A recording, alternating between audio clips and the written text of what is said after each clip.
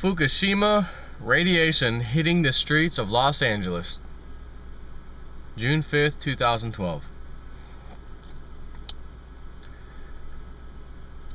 Right after Chernobyl blew its top, Edward Teller said on the ABC Evening News in late April 1986, quote, "The chances of a real calamity at a nuclear power station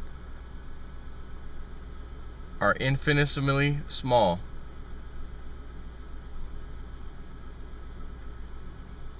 Hold on, I'm using my phone. "But should it happen, the consequences are impossible to imagine." Interesting statement.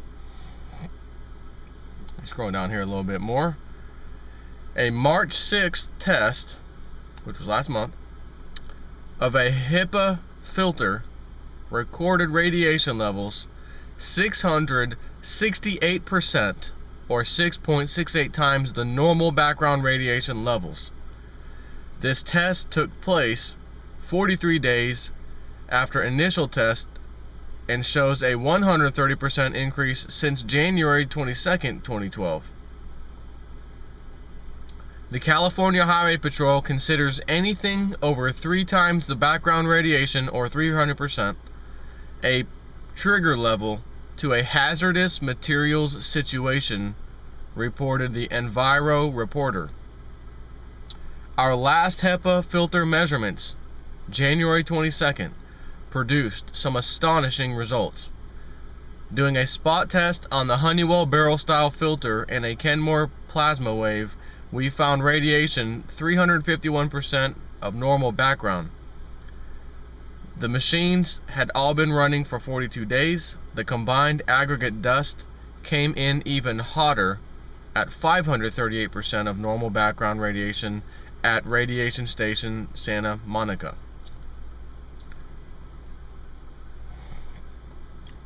Now 43 days later, the dust was a lot hotter. A spot test was 377% of the previous background. Then we vacuumed out the filters with a HEPA filter Eureka vacuum cleaner and tested the aggregate. The March 6th test of the combined dust came in at a sizzling 668% of background radiation. Since the last testing period, the radiation detected has risen another 130%, indicating a continued upward trend. That radiation is rising in Los Angeles, as it is in many places in the northern hemisphere. For some reality checking, we have the New York Times saying that the amount of radioactive materials released in the first days of Fukushima nuclear disaster was almost 2.5 times the initial estimate by Japanese safety regulators. It's always higher. It's always way higher than what the, quote, official, whether it's a company's official statement or the government itself's official statement. Isn't that amazing? Same thing happened with the oil blowout in the Gulf of Mexico.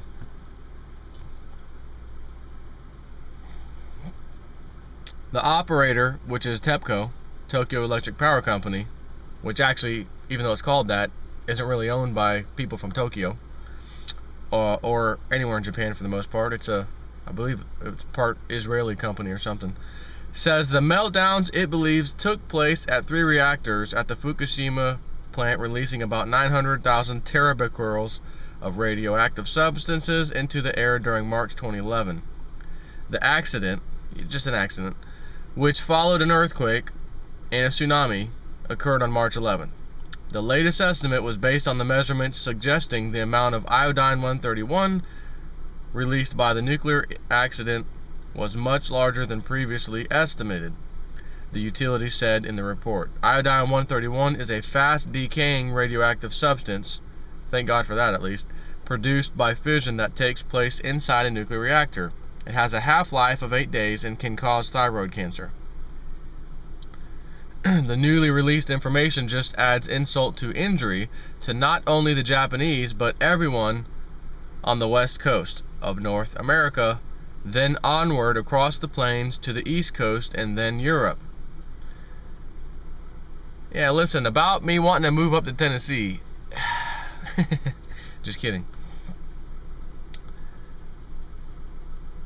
There are literally 1 billion people that have not been told the extent of the accident or the risks it posed directly for them. A terabecquerel is 1 trillion becquerels, a commonly used measure of the radiation emitted by a radioactive material. So the New York Times is saying that early on, I don't know if that's 900 trillion, whatever, becquerels were released in the first 20 days of the nuclear disaster. Sounds like a lot, but how much is that really? The becquerel is a useful measure of the amount of radiation emitted by a substance, but it tells us little about the effect of that radiation on our bodies. So, I mean, I can stop there. Reason being, number one, we're always lied to, so that needs to be exposed. Number two, the webbot, one of the first things the webbot talked about here the other day when I did the report, the latest report, over and over and over again in that report, the word Fukushima kept coming up over and over and over, and even said it's going to start making some news soon, as a matter of fact. I don't have the report in front of me, but it was like within a month or 2 or 3 months, something like that, that it's going to become an issue. You're going to finally hear about it, and it's going to be, what do we do? And it even mentioned something about large evacuations somewhere. So either A, they're going to be, because this is how the webbot works, either A, the community online, whatever, millions, billions of people, whatever it may be, are going to be talking about people needing to be evacuated, but nobody does.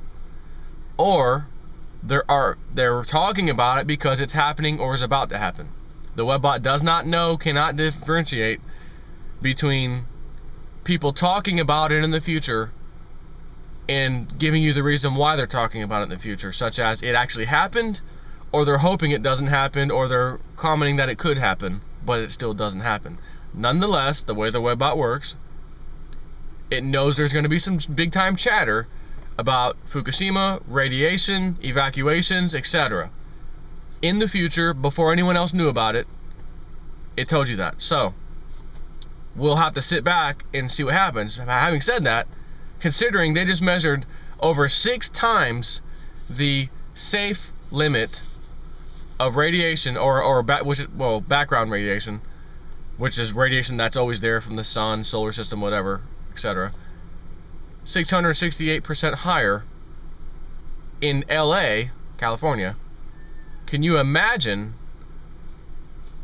what it really is in Japan, in places not that close to Fukushima area? Now maybe the wind blows it this way automatically, or most of the time, but what happens if the wind blows it back? I mean, I think there's gonna be parts of Japan that were deemed safe that's gonna be like, no. And not to mention, what about over here? 600-something% higher? And 300% higher than what the Highway Patrol deems a hazardous situation? Holy crap. And I'm the conspiracy guy. I'm the bozo.